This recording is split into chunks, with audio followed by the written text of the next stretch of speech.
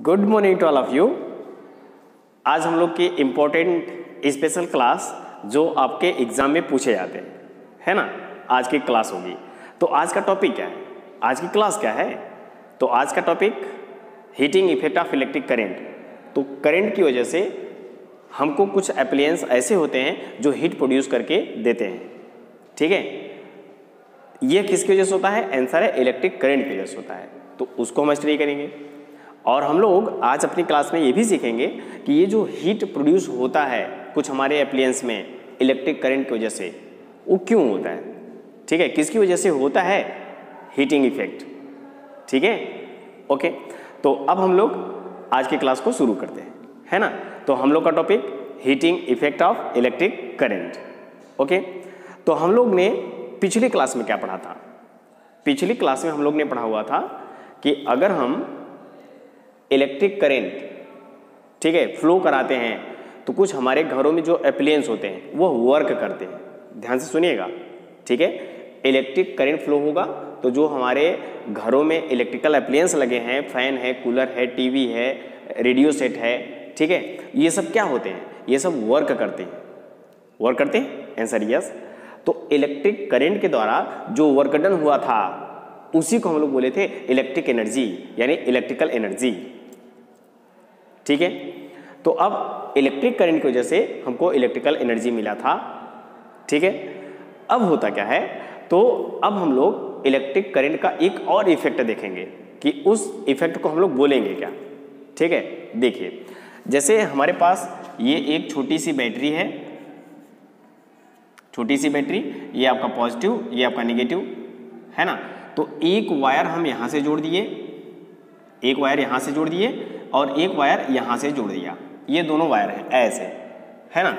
और अगर हम इस वायर को, ठीक है, लाके यहां पर जोड़ दिए, दोनों वायर को लाके जोड़ दिया, ऐसे जोड़ दिया, ठीक है, तो हम लोग क्या देखेंगे?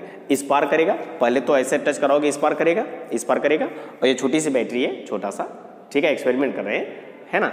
तो जब हम इसको टच कराते हैं तो स्पार्क करता है, ठीक है। और बैटरी की जो करंट है, यानी जो पावर है, इतना स्ट्रांग नहीं है कि हमको शॉक लग जाए, है ना। तो हमने जबरदस्ती इन दोनों वायर को ऐसे पकड़ के ऐंठ दिया, जबरदस्ती, है ना। तो करंट फ्लो होगा। आंसर यस, करंट फ्लो होगा। और जब करंट फ्लो होगा तो हम देखेंगे कि ये जो वायर हमारा होता है, ये जो हमारा वायर होता है, यह कैसा हो जाता है? तो आंसर है हीट हो जाता है, गर्म हो जाता है। समझ रहे ना? इसी का नाम है, जब आप इसको जोड़ोगे तो इसमें क्या फ्लो होना शुरू होगा? तो आंसर है करंट फ्लो होना शुरू होगा, है ना। और अगर यहीं पर आप क्या लगा दोगे? बल्ब लगा दोगे तो बल्ब जलेगा। अगर बल्ब नहीं लगा रहे हो, ठीक है, इसको ऐसे इस तरह से ज्वाइन कर देते हो तो यह क्या हो जाता है? वायर हीट हो जाता है, मेल्ट हो जाता है, ठीक है, समझ रहे हो ना। अब इसी को हम लोग बोलते हैं इलेक्ट्रिक करंट की वजह से हमको क्या मिला? हीट, ठीक है। जो इलेक्ट्रिकल एनर्जी थी वह अब कहीं न कहीं हीट एनर्जी में कन्वर्ट हो गई ना। यस, इसी का नाम है heating effect of electric current. Current की वजह से हीट प्रोड्यूस होना। ओके, तो ये तो हमने एक्सपेरिमेंट किया कि क्या सही बात है कि करंट फ्लो होने की वजह से हीट प्रोड्यूस होता है। तो हमने एक्सपेरिमेंट कर लिया, छोटा सा एक्सपेरिमेंट कर लिया, सही है। ओके, अब होता क्या है, कुछ हमारे एप्लायंस ऐसे होते हैं जिनको हम इलेक्ट्रिकल एनर्जी देते हैं, करंट देते हैं, ठीक है। अब वो जो इलेक्ट्रिकल एनर्जी होता है वह कन्वर्ट हो जाता है हीट एनर्जी में। तो हमारे एप्लायंस क्या क्या हैं? तो हमारे एप्लायंस है इलेक्ट्रिक हीटर, ये हमारा है, ठीक है। इलेक्ट्रिक फर्नेस, ये हमारा है। इलेक्ट्रिक आयरन, ये हमारा होता है। और एक होता है इलेक्ट्रिक टोस्टर, है ना, जिससे हमारी टीवी, रेडियो सेट जो बनाए जाते हैं, एक वायर को दूसरे वायर से ऐसे चिपका के, है ना, सोल्डर जिसको बोलते हैं, सोल्डर, यस, वही हमारा होता है इलेक्ट्रिक टोस्टर, ठीक है। तो ये सब हमारे क्या होते हैं? ये सब हमारे ऐसे एप्लायंस हैं जिनको आप इलेक्ट्रिकल एनर्जी दोगे, यानी करंट दोगे, है ना, जिसकी वजह से आपको हीट प्रोड्यूस करके देंगे, है ना। इसी को हम लोग बोलते हैं heating effect of electric current, या फिर इसी को बोलते हैं heating effect of electric current, या फिर इसको बोलते हैं जूल इफेक्ट, ठीक है, जूल हीटिंग इफेक्ट, इसी को बोलते हैं, ठीक है, कोई नया वर्ड नहीं है, आपके एग्जाम में किसी भी तरीके से पूछ सकता है। ओके, तो ये हमारा हो गया कहीं कहीं heating effect of electric current. तो देखिए लिखा क्या हुआ है, यही लिखा हुआ है heating effect of electric current. Okay, तो ये हमारा है, देखो whenever a current is passed through a conductor it become hot after some time, कुछ समय के बाद ये हॉट हो जाता है, गर्म हो जाता है ना, hot after some time. This means that electrical energy is being converted into heat energy, यह है ना आपका हीट एनर्जी, ये हमारा हुआ। ठीक है, तो कुछ हमारे एप्लायंस ऐसे हैं जिनको हम इलेक्ट्रिकल एनर्जी देते हैं, वे हीट एनर्जी में कन्वर्ट करके हमको एनर्जी को देते हैं। वो हमारा क्या होता है, इलेक्ट्रिक फर्नेस। ठीक है, इलेक्ट्रिकल एनर्जी दो, हीट एनर्जी प्रोड्यूस होगा यहाँ से, yes. Electric iron, electric energy दो, हीट प्रोड्यूस करेगा, हम लोग कपड़े प्रेस करेंगे अपना। ठीक है, इलेक्ट्रिक हीटर, इस तरह से इलेक्ट्रिक हीटर है हमारा, तो इलेक्ट्रिक करंट दो, हीटर जो होता है जिसपे खाना आप पकाते हो, ये हमारा हुआ। इलेक्ट्रिक टोस्टर जो हमने आपको बताया, सोल्डरिंग करना है ना, एक वायर को दूसरे वायर से जोड़ना, इस तरह से होता है।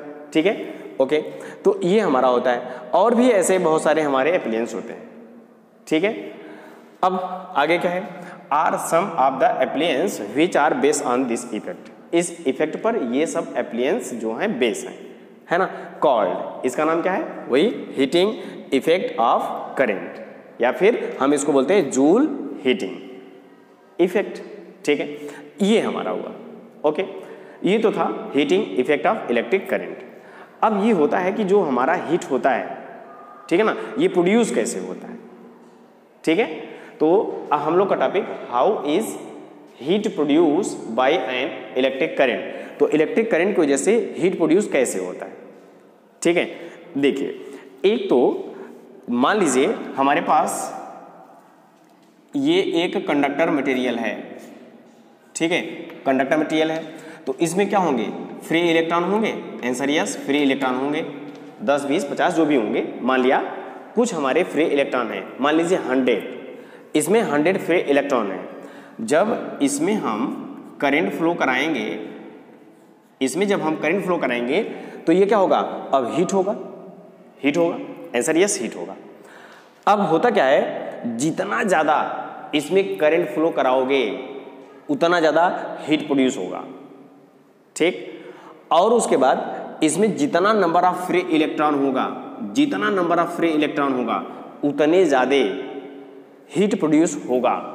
और हीट प्रोड्यूस का सिर्फ रीज़न ये है कि जो उसमें फ्री इलेक्ट्रॉन होते हैं कंडक्टर मटेरियल में, वो कोलिजन करते हैं, आपस में टक्कर करते हैं। ठीक है, तो जब आपस में टक्कर करेंगे, कोलिजन करेंगे, तो वहाँ से हीट प्रोड्यूस होगा। कोलिजन करेंगे ना, टक्कर करेंगे, तो उनमें वर्क होगा, और वही वर्क हीट एनर्जी में प्रोड्यूस हो जाता है, कन्वर्ट हो जाता है। ठीक है, तो रीज़न क्या है हीट प्रोड्यूस होने का, due to collision of electron, है ना।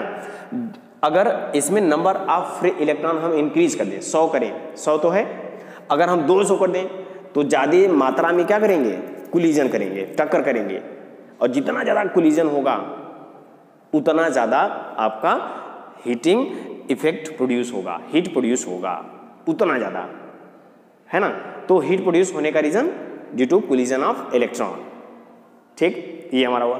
तो जितने इलेक्ट्रॉन होंगे उतना ज़्यादा कोलिजन होगा और उतना ज़्यादा हीट प्रोड्यूस होगा। अब जितने ज़्यादा इलेक्ट्रिक करंट फ्लो कराओगे,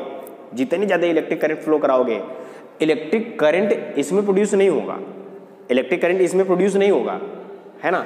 ये जो इलेक्ट्रॉन होंगे ये ड्रिफ्ट नहीं होंगे, है ना, ये ड्रिफ्ट नहीं होंगे, ड्रिफ्ट करने की कोशिश करेंगे, लेकिन उसमें इतना तेजी से कोलिजन होगा कि वो चल ही नहीं पाते हैं, यानी आपको करंट नहीं मिलता है।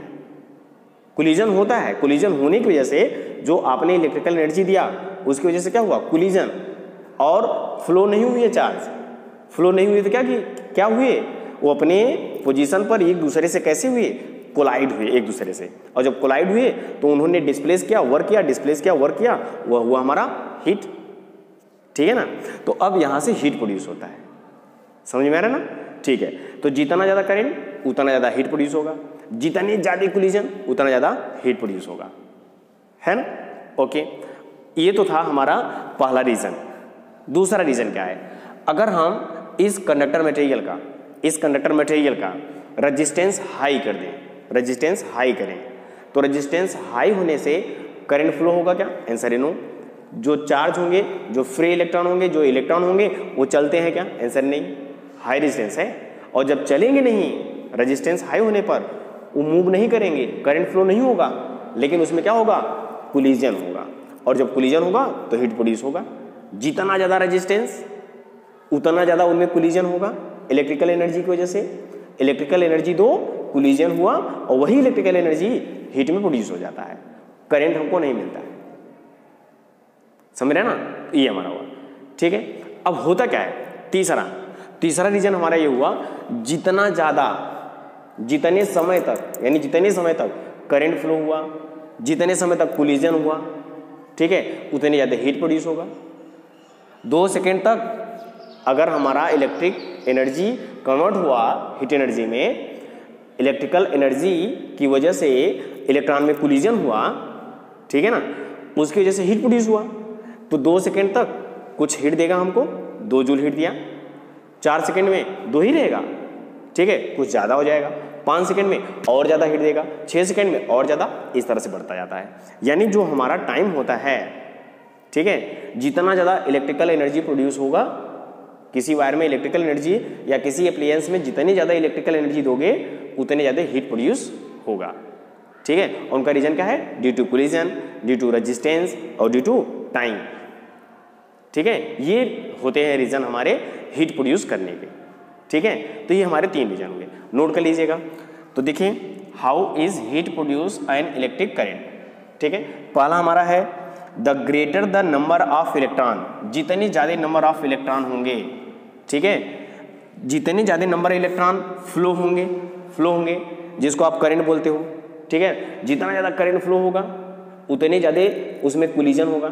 नंबर ऑफ फ्री इलेक्ट्रॉन बढ़ गए, उसमें और ज़्यादा कोलिजन बढ़ गया, तो हमको हीट प्रोड्यूस ज़्यादा होगा। फिर आगे, the greater will be the number of collision, उतना ज़्यादा नंबर ऑफ कोलिजन होगा। ठीक है, जितना ज़्यादा करंट उतना नंबर ऑफ कोलिजन ज़्यादा। अब क्या होगा? जो हमारा हीट होगा वो ज़्यादा प्रोड्यूस होगा। पहला रीजन हुआ। दूसरा रीजन हमने रेजिस्टेंस के बारे में आपको बताया। ठीक है, तो दूसरा रीजन हमारा क्या है? The heat produce also depend on the resistance of the conductor. Conductor का जो रेजिस्टेंस होगा उस पर भी डिपेंड करता है।